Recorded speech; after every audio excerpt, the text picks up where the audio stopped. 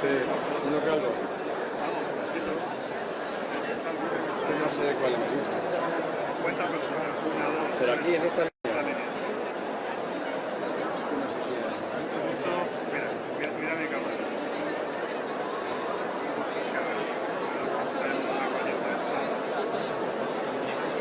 Anda por la tienda y se ve allí y tapado. Esta de aquí. Pero es que no le veo bien. Está tapado. Sí.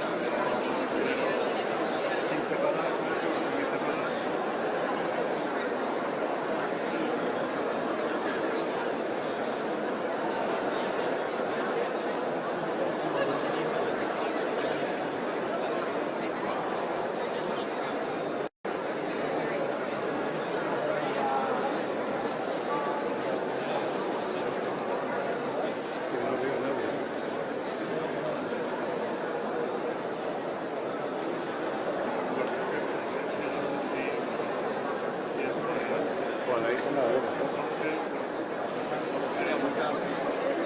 Yo no la veo, pero la veo.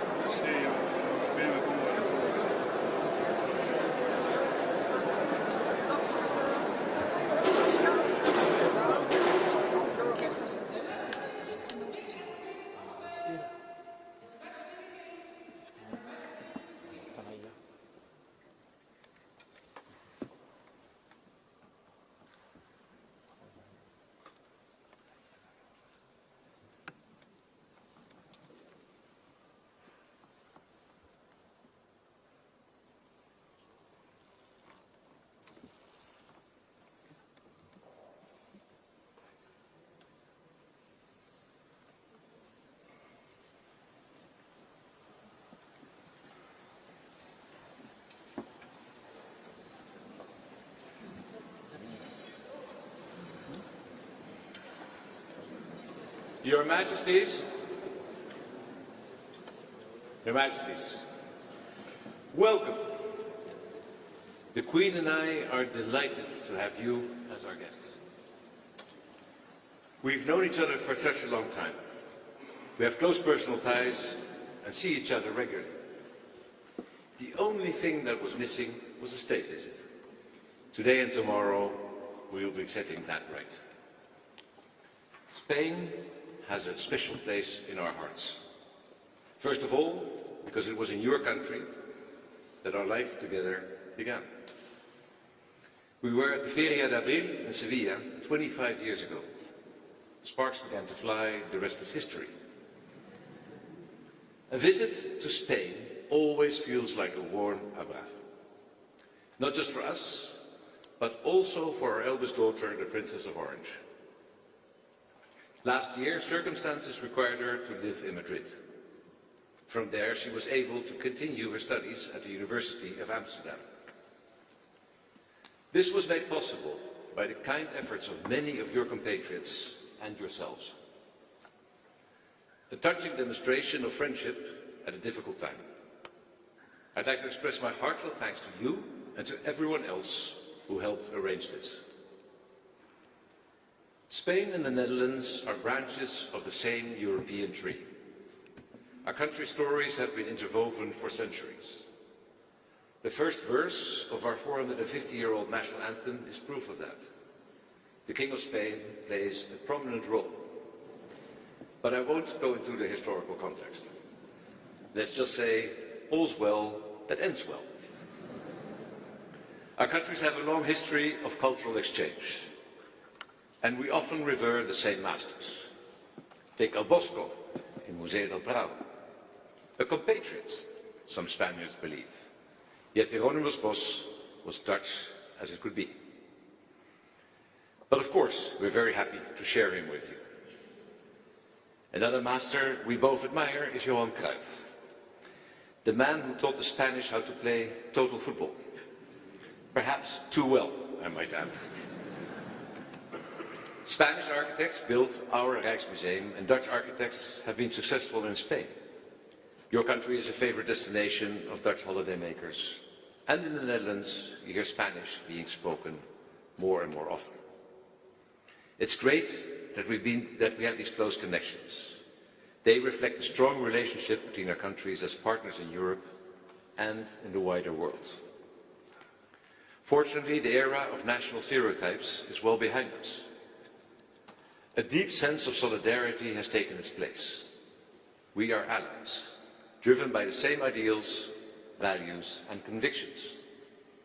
We stand for freedom, democracy, and human rights, and we're prepared to defend them.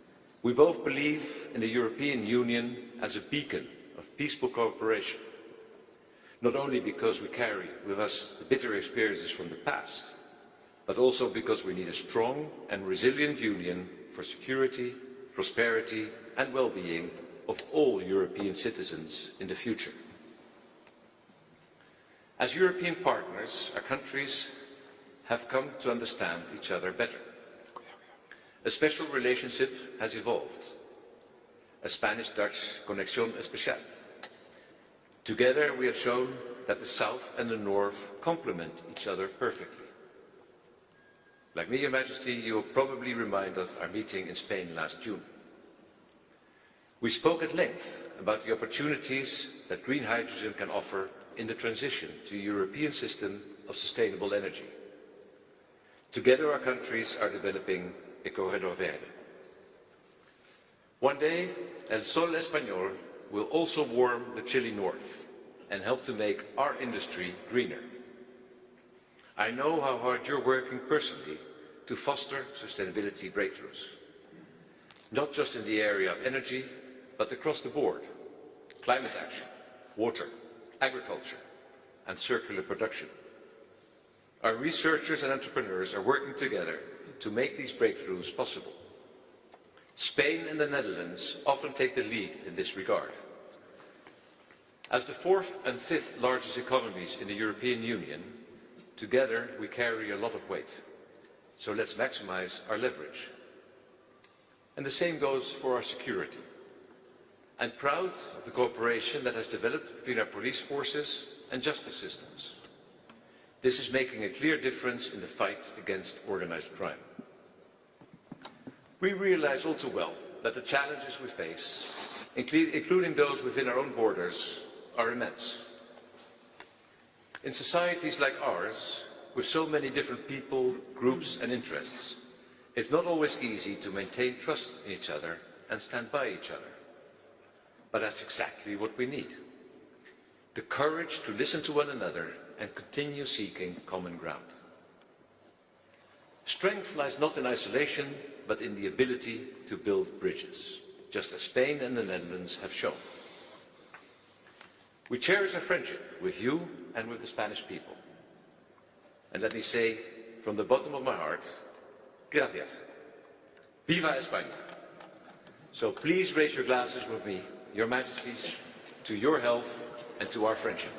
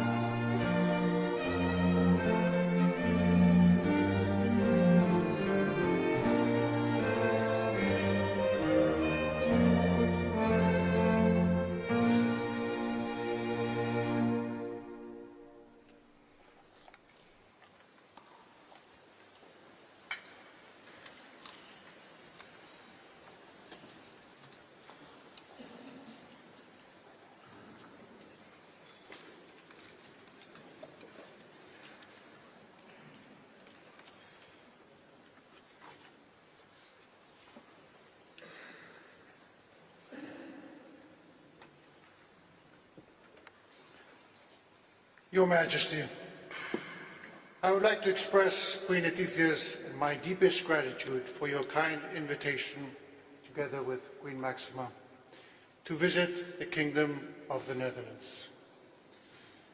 Thank you, Your Majesties, for your remarkable hospitality. And tonight, for this splendid state dinner. We, of course, also want to thank the Dutch government, authorities, and citizens for the warm welcome and support which we, together with our delegation, sincerely appreciate. Allow me to add the joy we feel for the special presence of other members of the royal family, in particular your daughter, the Royal Highness Amalia, Princess of Orange, and your mother, the Royal Highness Princess Beatrix. Our families indeed are very close and share so many moments in recent history, both on a personal nature and, of course, on a more official one. The task of monarchs in our modern and democratic societies is something we also share, as we do with our goals and efforts in favor of stability, continuity, political neutrality, and the common good of our people, now so closely bound by our great bilateral exchanges and our common membership of the EU and NATO. We feel honoured to carry out our state visit to this beloved country, for which we feel a special affection, respect and admiration. We still cherish the very pleasant memory of our first official visit here in October 2014, shortly after my proclamation as King of Spain in front of our Parliament, the Cortes Generales. Just over a year before, it was Your Majesty who ascended the throne and was sworn in as King of the Netherlands in a special session of the States General. It was truly a privilege for us to be here for such a historic moment, still as Crown Prince and Princess. So much has happened since, and in such an accelerated way. We hope that this visit will bear witness to the excellent state of our bilateral relations, based on solid historical, personal, cultural, economic and social ties. With these strengths in mind, we aim to seize this opportunity to take our partnership to a broader level. There is no better foundation for a common objective to further our relationship than the strong human bonds forged over the years. Education, work, business opportunities, or tourism explain the growing number of Dutch visiting or living in Spain, as well as Spaniards visiting or living in the Netherlands. Both communities play a pivotal role in revitalizing our relations, and we trust they will thrive even more in the coming decades. We can trace some of those bonds back to the 16th century, such as Charles of Antwerp's Foundation, the first of its kind created in Spain, devoted in its origin to the assistance of Flemish travellers. Other initiatives are much more recent, such as the platform Spaans, to promote Spanish language and culture in Dutch educational centres, or the Association of Spanish Scientists in the Netherlands, which brings together a large part of the Spanish scientific community, and the Spinoza Conference, one of the most prestigious forums for the Spanish-speaking community here. Therefore, cultural relations have been historically strong, evidenced by a number of notable collaborations that reflect a deep friendship, interest, and mutual trust. We recall that the first illustrated edition of Don Quixote, the first and most widely published novel in the world, appeared in the Netherlands in 1657. Also in the 17th century, Ludwig Huygens, I hope I said that correctly, son of the great poet and private secretary to the Prince of Orange, offered a splendid description of Spain and the devotion to art among its people in his fascinating travel diaries, A Dutchman in the Court of Philip IV. As part of the first embassy to Spain in 1660, he contributed, like his father, to the mutual knowledge of the two societies and the common history of the two kingdoms. Our countries also share a common influence that deeply marked, in particular, all European painting. In the 17th century, a particular aesthetic developed in both of them, the fascinating yet subtle links between paintings of Rembrandt, Velázquez, and Vermeer are perhaps the most representative. Today, the rich diversity of our exchanges in this field reflect well this common ground. Only this year, two major exhibitions of Spanish artists are or will be held in Dutch museums. An exceptional retrospective of Antonio López, a master of Spanish realism, in Assen, and just in a few months' time, a display of Jean Miraut's sculptures in The Hague. Lastly, these human ties are instrumental to the knowledge of our languages. As in many other countries, one can increasingly hear Spanish among Dutch students and workers due to a genuine interest in our cultural and touristic richness and the large Spanish community residing here. Contacts between Spanish and Dutch universities are also numerous. The more than 6,000 Spaniards attending universities in the Netherlands constitute the 5th largest community of foreign students in this country. The increased demand for Spanish as a foreign language stands out at all educational levels, especially in university and higher education. This is something we intend to encourage even further. The same goes for Dutch students in Spain, over 2,700 only last year, with Spain also being the favorite Erasmus destination by far. Your Majesty, as you rightly observed during your last visit to Spain in June of last year, our relationship is stronger than ever. We then had the opportunity to celebrate the 375th anniversary of our diplomatic relations and the launch of new cooperation projects for the production of renewable and green energies. In this endeavour, Spain and the Netherlands have become pivotal countries in ensuring a stronger, more autonomous, efficient and greener Europe. Our countries represent two of the most dynamic economies in the European Union. Working together, we will help ensure the energy and digital transitions the Union is undergoing. We also celebrate the desire for rapprochement in other areas, already evident in the presentation of those two non-papers during the Spanish presidency of the European Council. One on the strategic autonomy of the EU and the other on the EU's economic and financial issues. We base our determination on the conviction that the Netherlands is of great importance in the European and international arena.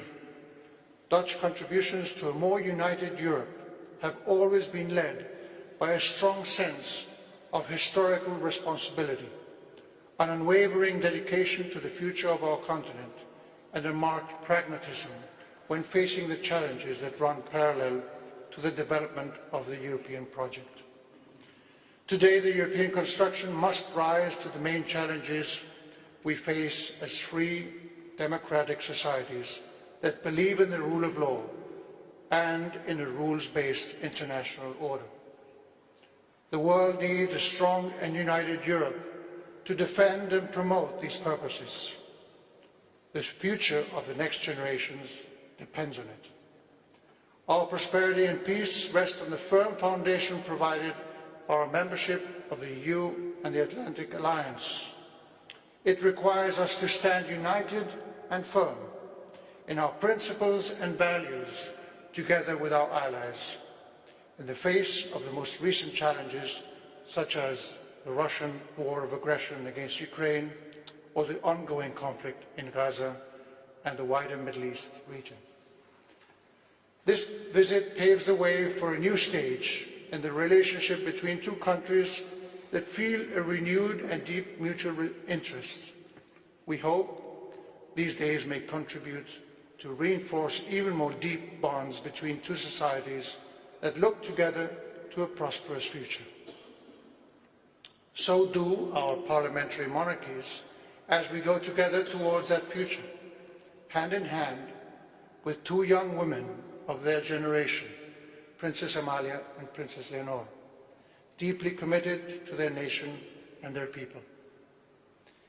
I place great trust in the strength of our relationship and in a solid and stable cooperation framework between us.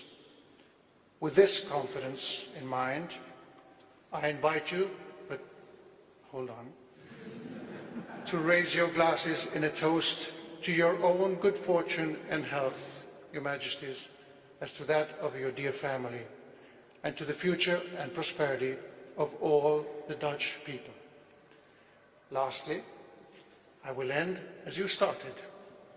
Allow me to add a relevant biographical detail that Your Majesty pointed out, and we want to celebrate and commemorate.